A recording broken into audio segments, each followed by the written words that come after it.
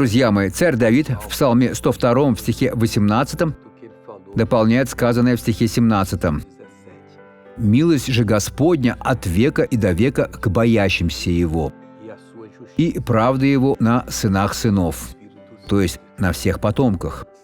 Нам нужно усвоить это слово, чтобы передать его нашим потомкам, чтобы они передали его своим потомкам, а те своим потомкам и так далее, поскольку так мы начнем в жизни этой семьи новый период, который начинается с появлением этого человека. Не так ли?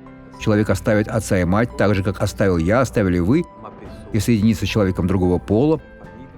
Конечно, это семья, не будут дети. Итак, милость Господня ко всем боящимся Его. Если не боятся, на них распространяется эта милость, и правда Его на сынах сынов.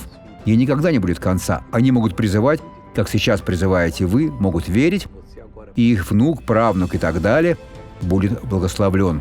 Послушайте свидетельство этого человека. 6 лет назад мне сделали операцию лапароскопии. Говорят, что у женщин она редко проходит полное выздоровление. У мужчин нормально, а у женщин нет.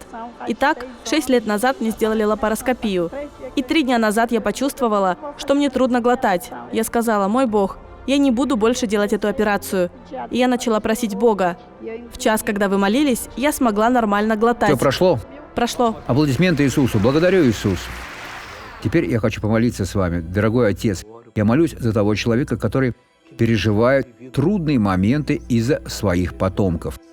Теперь он усвоил, что Твоя милость ко всем, кто боится Тебя, Твоя правда на сынах сынов.